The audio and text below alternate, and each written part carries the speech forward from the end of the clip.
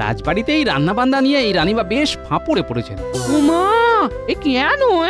মহারাজের বিশেষ পছন্দের রাঁধুনি মদন ঠাকুর দুম করে দেশের বাড়ি চলে গেছে, যার ফলে রানীমাকেই তো রাঁধতে হচ্ছে। হ্যাঁ, তাও তো ঠিক, পরিশ্রম হয়ে যাচ্ছে। হ্যাঁ, ওই কারণে মহারাজ মদনের মানের কোনো বিকল্প রাঁধুনি খুঁজছিলেন। যা বলছি, পাশের রাজ্যে খাওয়ার প্রতিযোগিতা, যে ঠাকুরের দল রাঁধবে, শুনেছি নাকি অপূর্ব রাঁধে গো। তা প্রতিযোগিতাটা মিটলে তুমি তো একবার তাদেরকে এনে দেখতে পারো। কি বললে? খাই প্রতিযোগিতা হবে? হ্যাঁ গো, শুনলাম ওই 7 দিন ব্যাপী প্রতিযোগিতা, তাও আবার 2 ক্ষেপ করে হবে। হ্যাঁ, বিচারকদের মতে যে সব থেকে বেশি খাবে আর যে সবচেয়ে কম খাবে, তাদের দুজনকেই নাকি নগদ পুরস্কার দেওয়া হবে। হ্যাঁ, বাহ, এ তো অতি উত্তম। না, কালকে এই মহারাজকে বলে সুযোগটাকে কাজে লাগাতে হবে।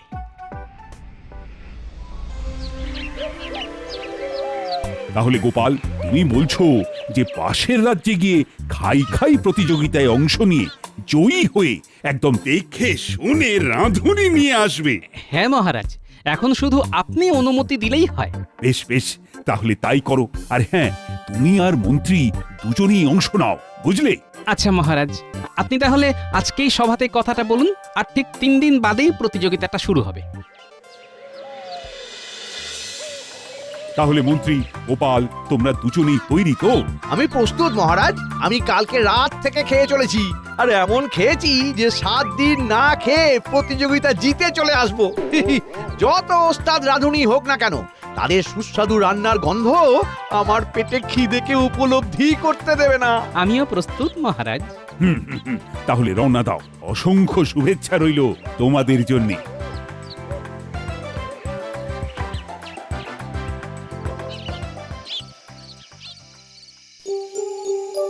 এতক্ষণ হয়ে গেল, কই এখনো কোনো খবর এলো না তো রানী? মহারাজ, খাই প্রতিযোগিতায় গোপাল দাদা প্রথম হয়েছে। মন্ত্রী মশাই লোভের বশে এই শেষ দিন লুচি খেয়ে আপনার মান ডুবিয়েছে। এইমাত্র খবর এলো।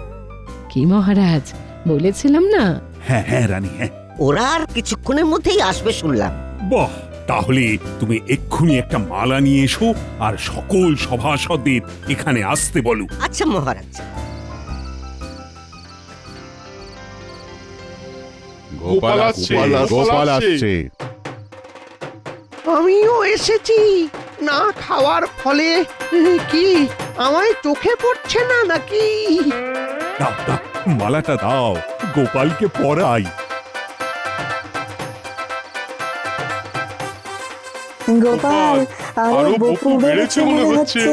হবেই তো। ধন্যবাদ সবাইকে। মহারাজ, আপনার জন্য মদন ঠাকুরের থেকেও উচ্চমানের রাঁধুনিরা আছেন। বাবা, এ তো ভালো কথা। তা তুমি আমাদের রাজবাড়িতে রান্নার ব্যাপারে কারোর সাথে কথা বলে রেখেছো? কয়েকজনের সাথে কথা বলেছি। আসলে সবাই তো ওই খাই উৎসবে ব্যস্ত ছিল। আমি বরং কাল বাদে পরশু গিয়ে একজন রাঁধুনিকে নিয়ে আসবো। ঠিক আছে, তাহলে কালকে এই নিয়ে বিশদে আলোচনা করব। কালকে তো অনেক দেরি। আপাতত আপনারা আমাকে এখন খেতে দিন। মাথা ঘুরছে, বড্ড খিদে পেয়েছে। ওরে বাবা রে, পড়ে গেলাম। এ কি মন্ত্রী, এ কি হলো? আরে শিগগির মন্ত্রীকে তোলো।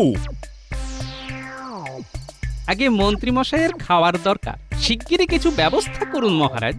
হ্যাঁ, চলো মন্ত্রী। আর হ্যাঁ মহারাজ, আগামীকাল দুপুরে আপনাদের সকলের আমার বাড়িতে নিমন্ত্রণ রইল। মন্ত্রী মশাই আসবেন।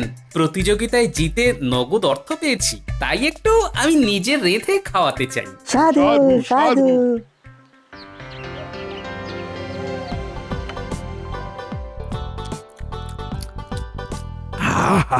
গোপাল, উফ, মাংসটা কি অপূর্বই না রেঁধেছে।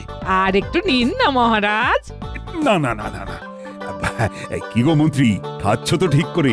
আরে মন্ত্রী মশাই 7 দিন খাননি, শুধুমাত্র খাবারের গন্ধ শুকেছিলেন। আজকে উনি গন্ধ শুকে কাটিয়ে দিতে পারবেন। ইস, আর একটা বেলা যদি না খেয়েই গন্ধ শুকে কাটিয়ে দিতে পারতে মন্ত্রী। আমাকে এইভাবে অপমান করা? দেখাচ্ছি মজা। আর মহারাজও পুরো চুপ করে আমার অপমান সহ্য করলেন। এতদিন কান নিয়ে টানাটানি করেছি, এবার মাথা নিয়ে টানবো।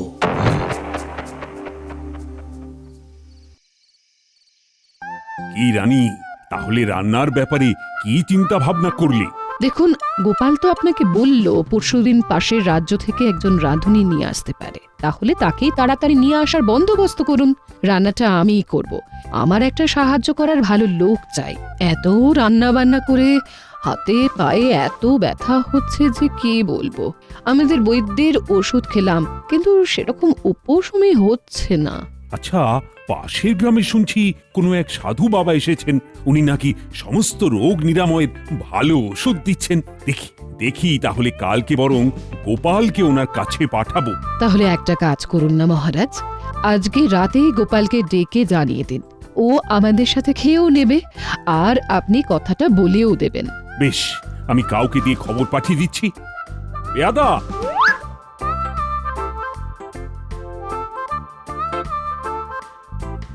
বুঝলে রানী, আমি বরং ওই জড়িবুটি বাবাকে রাজবাড়িতে কদিন পরে নিমন্ত্রণ করি। উনি আদর আপ্যায়ন পেলে নিশ্চয়ই খুশি হয়ে ভালোভাবে রোগ নিরাময় করবেন। বেশ, তাই করুন তাহলে। কি ব্যাপার মন্ত্রীমশাই, এমন জরুরি তলব যে? জব্দ করতে হবে। কাকে? গোপালকে? না, এইবারে চালটা অন্যরকম ভাবে দেব। এইবারে গোপাল ভাঁড়কে যে সব সময় চোখে চোখে রাখে, মাথায় তুলে প্রশ্রয় দেয়, তাকে। বুঝে গেছি, মহারাজকে, তাই তো? কিন্তু কিভাবে জব্দ করবেন কিছু ভেবেছেন নাকি? না, ভাবিনি, তবে আজকেই ভাববো। শোন, তোরা আজ আমার বাড়িতে রাতের দিকে চলে আসবি, বুঝলি? একসাথে বসে গোপনে একটা পরিকল্পনা করে নেব। মাথায় আমার আগুন জ্বলছে, আগুন। যতক্ষণ না অপমানের বদলা নিচ্ছি, ততক্ষণ শান্তি নেই। কি গো, খেতে দেবে না নাকি? বললাম না যে আজ রাত্রে একটু তাড়াতাড়ি খেতে দিয়ে দিও।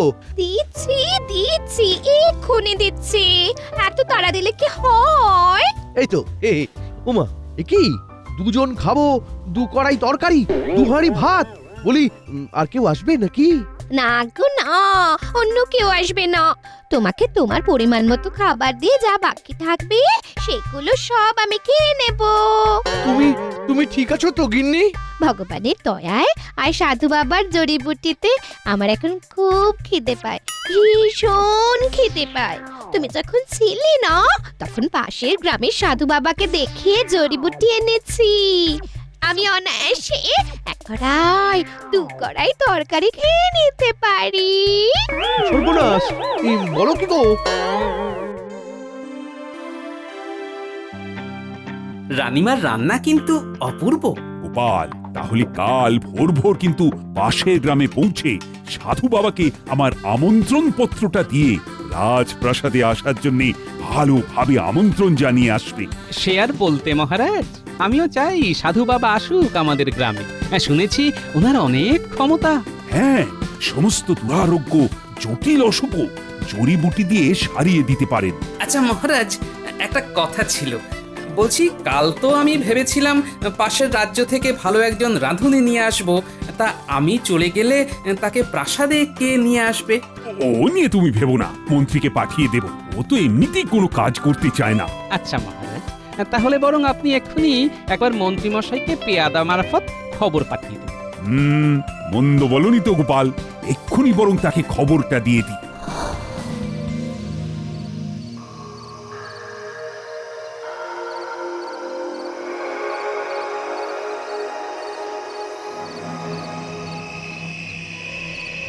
বাবা বাবা বাবা বাবা, এ তো কাজ অনেক সহজ হয়ে গেল। উফ, বটাঘটা আসুক, পুরো ছকটা সাজিয়ে নেব।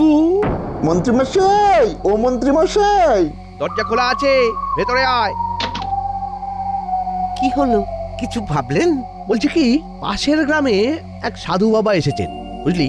যার জড়িবুটির গুণে স্বল্পাহারীরাও একদম রাক্ষসে হয়ে উঠছে। হাঁড়ি হাঁড়ি ভাত, কড়াই কড়াই তরকারি সব খেয়ে নিচ্ছে। তাই আমি চাই তোরা দুজনে কাল সকালে গিয়ে ওই সাধু বাবার কাছ থেকে জড়িবুটি নিয়ে আয়। কেমন? সে না হয় নিয়ে আসলাম, কিন্তু আপনি সেই জড়িবুটি মহারাজকে খাওয়াবেন কি করে? আমি কেন? আহা, ওরা একজন কেউ খাওয়াবি। মানে আমরা রাজবাড়ির হেসেলে ঢুকবো কেমন করে? কেন? ছদ্মবেশে? মানে মানে বলছি, আগামীকাল রাজপ্রাসাদে গোপালের একজন নতুন রাঁধুনি নিয়ে আসার কথা ছিল, কিন্তু সেই দায়িত্ব এবার আমার কাঁধে পড়েছে। ওই নতুন রাঁধুনির বদলে তোদের মধ্যে একজন ছদ্মবেশে ওই রাঁধুনি সেজে যাবি। বুঝেছি। আর রানীমাকে অন্যমনস্ক করে মহারাজের খাবারে ওই জড়িবুটি বেটে খাইয়ে দেব। তখন মহারাজ রানীমা ফাঁপড়ে পড়ে ওই গোপালকে দোষ দেবে। ভাগ্যিস গোপালের বদলে মহারাজ আমায় রাঁধুনি আনার দায়িত্ব দিয়েছে। যাই হোক, তোরা কালকে একবার পাশের গ্রামে জড়িবুটি বাবার কাছ থেকে ক্ষুধাবর্ধক ওষুধটা সকাল সকাল নিয়ে আসবি, একটু বেশি করে, বুঝলে? হ্যাঁ।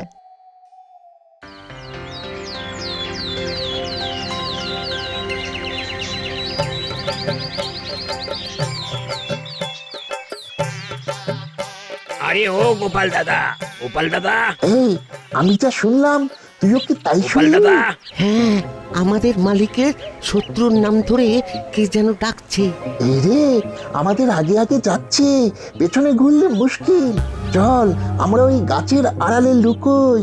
হ্যাঁ, সাবধানে মার নেই, কিন্তু এখানে কি করতে এসেছে কি জানে। কি ব্যাপার গোপাল দাদা, আজ হঠাৎ আমাদের গ্রামে? ওই সাধু বাবার আশ্রমে যাচ্ছি। মহারাজ ওনাকে যাওয়ার জন্য আমার হাত দিয়ে আমন্ত্রণ পত্র পাঠিয়েছেন। দেখলি ঘটা, যেখানে বাঘের ভয় সেইখানে কেমন সন্ধ্যা হয়। যাই হোক, চলে বলে আমাদের কাজটা করতেই হবে।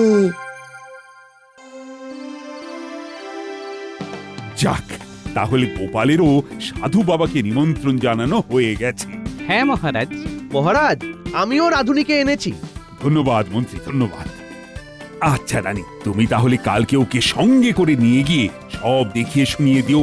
হ্যাঁ হ্যাঁ,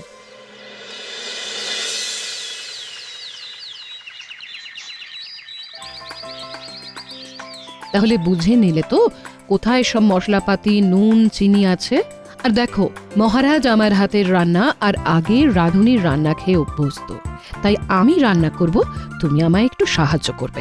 এ বাবা, আমি থাকতে আপনি কেন হাত পোড়াবেন রানীমা? কালকে সকাল থেকে আমি হেসেলের হাল ধরবো।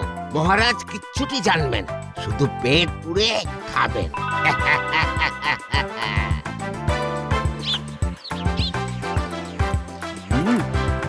আহা, খুব ভালো হয়েছে রানী। আজ যেন স্বাদটা আরো অপূর্ব লাগছে। আর একটু পোলাও দাও তো রানী। হ্যাঁ হ্যাঁ হ্যাঁ, নিন নিন নিন নিন।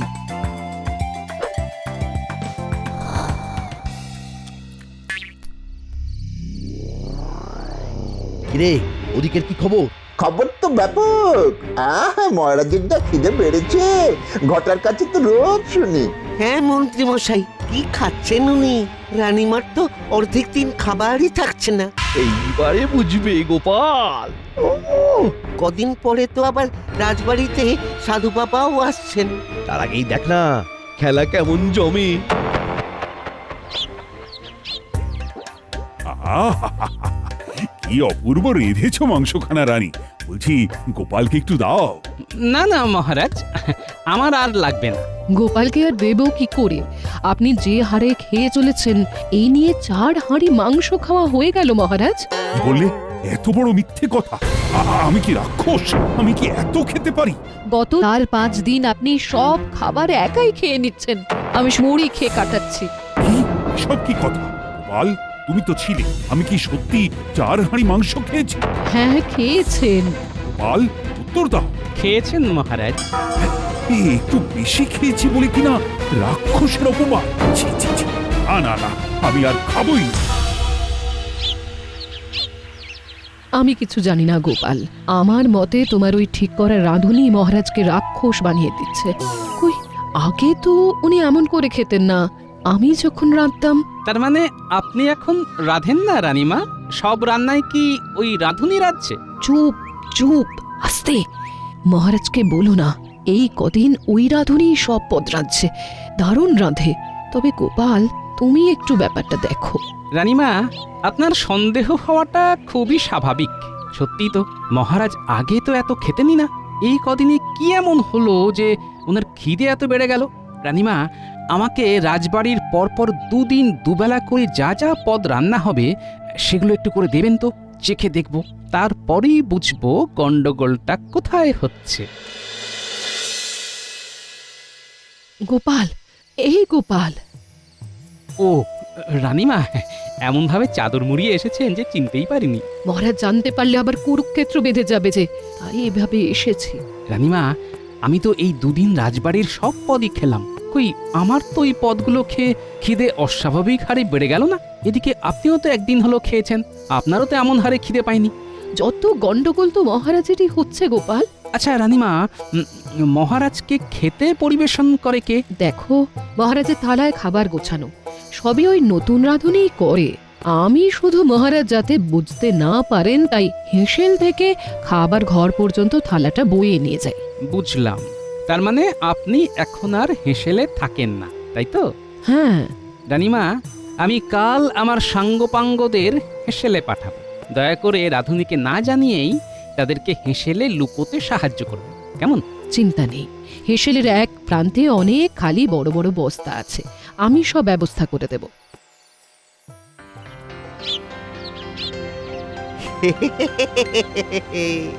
রাধা হয়ে গেল। এইবারে ওই জড়িবুটিটা বেটে মিশিয়ে দিই।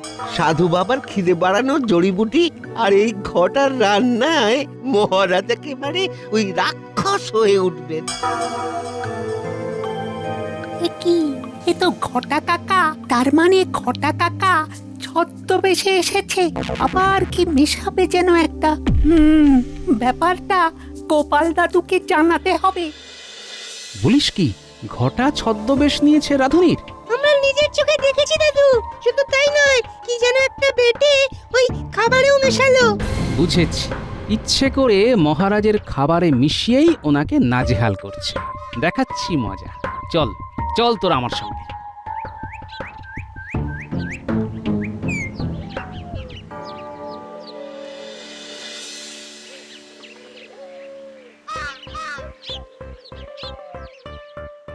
কি আজ এরা সবাই খেতে এসেছে, কি ব্যাপার? দাও হে ঠাকুর, খাবারগুলো দাও। বসো বসো, সবাই বসো। হ্যাঁ, আসছি রানীমা।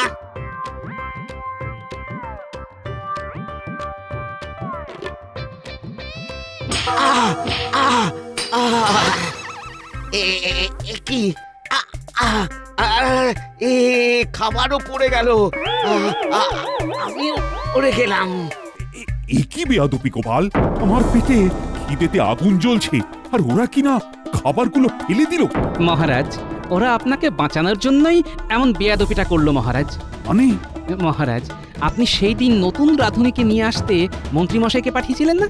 সেই সময়ে উনি আসল রাঁধুনিকে না পাঠিয়ে ছদ্মবেশে ঘটাকে এই রাজবাড়িতে পাঠিয়েছে। আর এই ঘটাই আপনার খাবারে কি যেন একটা ওষুধ মিশিয়ে দেওয়ার ফলে আপনার কদিন ধরে অমন অস্বাভাবিক হারে খিদেটা বেড়েছিল। ঘটা কাকার এই কর্মকাণ্ড সব আমি আর কুলকে আজ দেখে নিয়েছি। কি অবস্থা!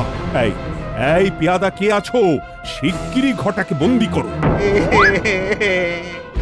ছেড়ে দিন আমায়, ছেড়ে দিন। সব মন্ত্রী মশাইয়ের চাল। অপমানের বদলা নিতে উনি এই ফন্দিটা এঁটেছিলেন। পাশের গ্রামের সাধুর থেকে জড়িবুটি আনিয়ে পাশের রাজ্যের আসল রাধুটিকে না এনে আমাকে দিয়ে এই সব করিয়েছেন। চলো গোপাল, চলো, মন্ত্রীর হাল আজকে বেহাল করে তবেই আমি ছাড়ব।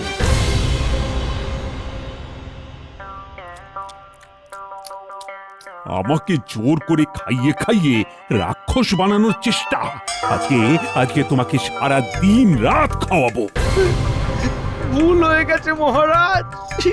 ভেবেছিলাম আপনি গোপালের ওপরে দোষ দেবেন, যেহেতু পাশের রাজ্যের রাঁধুনি আনার পরিকল্পনা গোপালের ছিল।